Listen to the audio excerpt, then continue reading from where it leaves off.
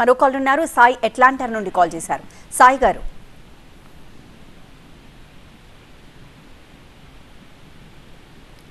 సాయి గారు right, call drop అయినట్లుంది. Next call ఉన్నారు శ్రీధర్ రెడ్డి, న్యూ జెర్సీ నుండి కాల్ చేశారు. శ్రీధర్ రెడ్డి గారు.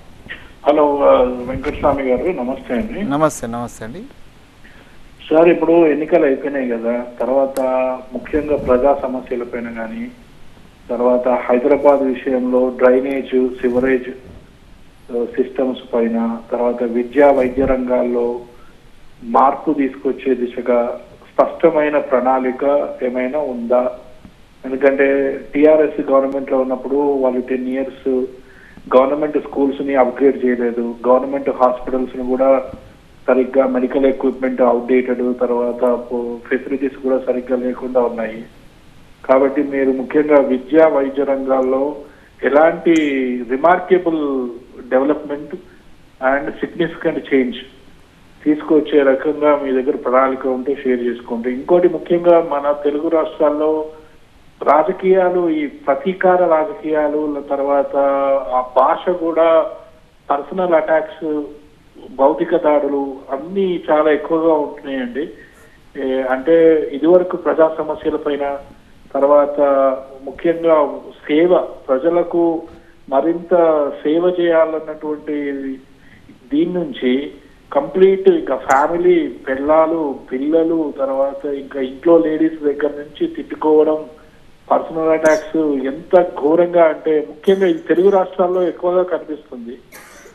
ఈ తెలంగాణలో కూడా రేవంత్ రెడ్డి గారు కూడా కొన్నిసార్లు ఆయన లాంగ్వేజ్ కూడా కొంచెం ఎక్కువ, అంటే బియాండ్ ద లిమిట్స్ మాట్లాడుతున్నారేమో కేసీఆర్ పైన, అండ్ కేసీఆర్ కూడా అలాగే మాట్లాడుతున్నారు. బట్ ఇది ఓవరాల్ గా ఒక కాంప్రహెన్సివ్ చేంజ్ ఇన్ పాలిటిక్స్ రావాల్సిన అవసరం ఉంది. దాని గురించి మీరు ఏమంటారు? షూర్ అండి, ఐ అగ్రీ విత్ యూ 100%. ఉచిత విద్య వైద్యం ఉత్తమ ప్రభుత్వం యొక్క లక్షణం అవుతుంది. ఇది నేను తెలంగాణ లెక్చరర్ ఫోరం అధ్యక్షునిగా ఉన్నప్పుడు మేము ఫస్ట్ డైరీలో మేము అది రాసాం. సో అప్పుడు ఉద్యమం నడుస్తున్న టైంలో అందరూ కూడా దీన్ని యాక్సెప్ట్ చేసినారు. ఇవాళ నేను కూడా మేనిఫెస్టో కమిటీ మెంబర్నండి.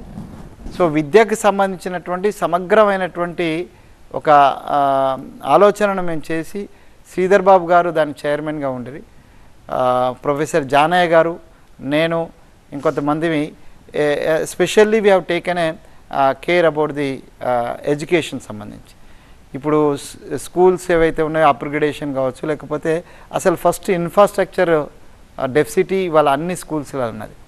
పర్టికులర్గా నేనేం చెప్తానంటే, కేసీఆర్ గారు వచ్చిన తర్వాత పర్టికులర్లీ స్థానిక సంస్థలకు సంబంధించినటువంటి జడ్పీ స్కూల్స్, ప్రైమరీ స్కూల్స్, ఈ స్థానిక సంస్థల జిల్లా పరిషత్ వ్యవస్థను బాగా విధ్వంసం చేసిండు ఆయన పేరుకి ఏమనంటే రెసిడెన్షియల్ స్కూల్స్ పెడుతున్నా అని చెప్పి, మైనార్టీ రెసిడెన్షియల్, లేకపోతే ఇంకొక అంటే రకరకాలైనటువంటి రెసిడెన్షియల్స్ పెడుతున్నా అని చెప్పి పీజీ టు పీజీ ఉచిత విద్య పేరుతోటి మభ్యపెట్టినాడు ఆయన. వాస్తవంగా ఒక ఉచిత విద్య విషయానికి వచ్చినట్టు ఉంటే, నేను ఎంఎస్సి కెమిస్ట్రీ చేసిన. నేను ఎంఎస్సి కెమిస్ట్రీ ఫస్ట్ ఇయర్ నేను జాయిన్ అవుతున్నప్పుడు 1988లో ఐ పేడ్ 450 రూపీస్ ఫీజు నేను పే చేసిన. So it is almost free ఎడ్యుకేషనా కాదు. అంటే కాంగ్రెస్ పైకి పెద్దగా చెప్పకపోయినా, ఈ ప్రచార ఆర్భాటం లేకపోయినా, ఈబీసీ స్కాలర్షిప్ని పెట్టింది కాంగ్రెస్ గవర్నమెంట్. అనేక మంది రెడ్డి, వెలమ, వైశ్య, ఇంకా ఇతరత్ర కులాలకు సంబంధించిన వాళ్ళు కూడా ఈబీసీ స్కాలర్షిప్ తీసుకున్నటువంటి ఎగ్జాంపుల్స్ నేను డ్యూరింగ్ మై ఎడ్యుకేషన్ నేను చూసిన. సో విద్యకు సంబంధించినటువంటి ఒక సమగ్రమైనటువంటి ఆలోచనతోటి ఐఐటీస్ కావచ్చు, ఐఐఎమ్స్ కావచ్చు, ఇట్లా టెక్నాలజీ ఐఐసీలు కావచ్చు, రకరకాల అంటే నవోదయ విద్యాలయాలు కావచ్చు, లేకపోతే లాస్ట్ టైంలో మోడల్ స్కూల్స్ ఒక అద్భుతమైన ఆలోచన అండి. మన్మోహన్ సింగ్ గారి టైంలో మోడల్ స్కూల్స్ అని వచ్చింది. దాన్ని నీరుగార్చే ప్రయత్నము చాలా రాష్ట్రాల్లో భారతీయ జనతా పార్టీ చేసేసింది. But thanks to the Telugu రాష్ట్రాలకు సంబంధించినటువంటి అప్పుడు ముఖ్యమంత్రిగా కిరణ్ కుమార్ రెడ్డి గారు ఉంటారు. We should thankful to him. దాన్ని ఇక్కడ ఛానలైజ్ చేసి తెలుగు రాష్ట్రాలలో రెగ్యులరైజ్ చేసింది దాన్ని స్కూల్స్ గవర్నమెంట్ అండర్టేకింగ్ చేసుకొని నడిపించినారు. ఆ స్కూల్స్ కాన్సెప్టు మారుమూల మండలాల్లో ఉన్నటువంటి మారుమూల ప్రాంతంలో ఉన్నటువంటి పిల్లలకు స్కూల్లో అడ్మిషన్స్ ఇంగ్లీష్ మీడియం తోటి. సో అదొక అద్భుతమైన ప్రయోగం. కేంద్రీయ విద్యాలయంలో ఒక అద్భుతమైన ప్రయోగం, అదే నవోదయ స్కూల్స్ ఒక అద్భుతమైన ప్రయోగం. ఇవన్నీ కూడా చేసినటువంటి అదే ఏపీ ఆర్జేసీ పేరుతోటి ఇక్కడ రెసిడెన్షియల్ స్కూల్స్ మన దగ్గర నడిచినాయి. తర్వాత సోషల్ వెల్ఫేర్ రెసిడెన్షియల్ స్కూల్స్ నడిచినాయి. వీటన్నిటినీ నడిపినటువంటి అనుభవం మాకుంది కాంగ్రెస్ పార్టీకి. ఇప్పుడు కూడా డెఫినెట్గా దాని మీద విద్య మీద ఒక ప్రత్యేకమైన దృష్టి పెట్టినా మేము మొన్న మేనిఫెస్టోలో చెప్పినట్టు అన్ని వేకెన్సీస్ ఫిల్ చేయడం.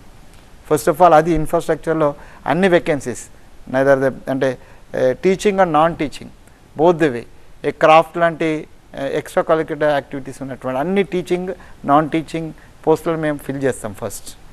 అండ్ ఆ స్కూల్స్కి సంబంధించి జెడ్పీ స్కూల్స్ కావచ్చు లేకపోతే గవర్నమెంట్ స్కూల్స్ కావచ్చు, వీటికి సంబంధించిన ఇన్ఫ్రాస్ట్రక్చర్ ఏదైతే స్ట్రక్చర్స్ ఉన్నాయో వాటిని, అలాగే ఇప్పుడు పెట్టినటువంటి స్కూల్స్ అన్నీ ఏవైతే కేసీఆర్ గారి టైంలో కొన్ని రెసిడెన్షియల్ స్కూల్స్ వచ్చినాయి వాటిని కంటిన్యూ చేస్తాం, వాటిని కూడా కన్సాలిడేట్ చేస్తాం. అదే రకంగా మేము కొత్తగా చేయబోయేటువంటి వాటిని కూడా మేము మేనిఫెస్టోలో పెట్టినాం. ఇక్కడ అంత సమయం ఉండదు నేను మొత్తం చెప్పడానికి. అట్లాగే వైద్యానికి సంబంధించి మేము రాగానే మేము చేసిన recruitment first recruitment doctors nurses దీనికి సంబంధించి చేసినాం. దాన్ని ఇప్పుడు మిగతా వేకెన్సీస్ ఏవైతే ఉన్నాయో అంటే మా పార్టీకి సంబంధించినటువంటి పెద్దలకు మొన్న చెప్పినట్లు 2 లక్షల ఉద్యోగాలు. నేను తెలంగాణ ఉద్యోగం నుంచి ఉన్నవాన్ని ఎడ్యుకేషన్ సిస్టంలో ఉన్నవాన్ని కాబట్టి నాకు తెలుసు ఇక్కడ వేకెన్సీస్ నియర్లీ 3 lakhs వెళ్తాయి. అవేవో కూడా మేము మా పెద్దల దృష్టికి తీసుకెళ్తాం. డెఫినెట్గా వాటిలన్నిటిలో నింపడంలో వాటిని ఫిల్ఫిల్ చేయడంలో నేనుగా స్వయంగా వాళ్ళకు సహకారం అందిస్తాను. ఎక్కడెక్కడ వేకెన్సీస్ ఏమున్నాయి అనేటువంటిది, క్లియర్ వేకెన్సీస్ ఏమున్నాయి, తర్వాత సూపర్ నిమినరీ ఏమొస్తుంది, ఇవన్నిటి కూడా అటు వైద్యంలో కావచ్చు ఇటు విద్యలో కావచ్చు ఫస్ట్ వేకెన్సీస్ ఫిల్ చేయడం వల్ల ఇన్ఫ్రాస్ట్రక్చర్ వస్తుంది. బై దీనికి తోడుగా ఇప్పుడు 33 జిల్లాలు పెట్టినండి. జిల్లా కలెక్టరేట్కు మినిమం 5,000 మంది జిల్లా కలెక్టరేట్కి సంబంధించి ఒక 5,000 మంది 4,000 మంది సిబ్బంది అవసరం. అప్పుడు మాత్రమే మా పథకాలు కానీ కిందికి వెళ్తాయి. ఆ ఇన్ఫ్రాస్ట్రక్చరే లేదు. ఈ 10 ఏళ్లలో మీరు పెట్టినారు 33 జిల్లాలను చేసినారు, ఒక అన్సైంటిఫిక్ వేలో అవి చేసినారు. సరే ఏవి ఉన్నా కూడా వాటికైతే ఇన్ఫ్రాస్ట్రక్చర్ ఇవ్వాలి. కలెక్టర్ గారు ఒకరు తీసుకొని అన్ని చేయరు కదా. మీరు నేను చెప్తున్నా హైదరాబాద్ జిల్లాతో సహా ఏ జిల్లాలో ఫుల్ ఫ్లెడ్జ్డ్ స్ట్రక్చర్ ఆఫ్ అది ఇన్ఫ్రాస్ట్రక్చర్లో ఉన్నటువంటి ఎంప్లాయీస్ ఉన్నారో చూపెట్టమనండి, ఏ మండల కేంద్రంలో ఉన్నారో చూపెట్టమనండి. ఇవన్నీ కూడా మేము పూర్తి చేస్తాం. ఈ 1 year లోపే మేము అవన్నీ పూర్తి చేసి మేము సాఫీగా నడిపించేటువంటి క్రమం ముందుకు తీసుకెళ్తాం.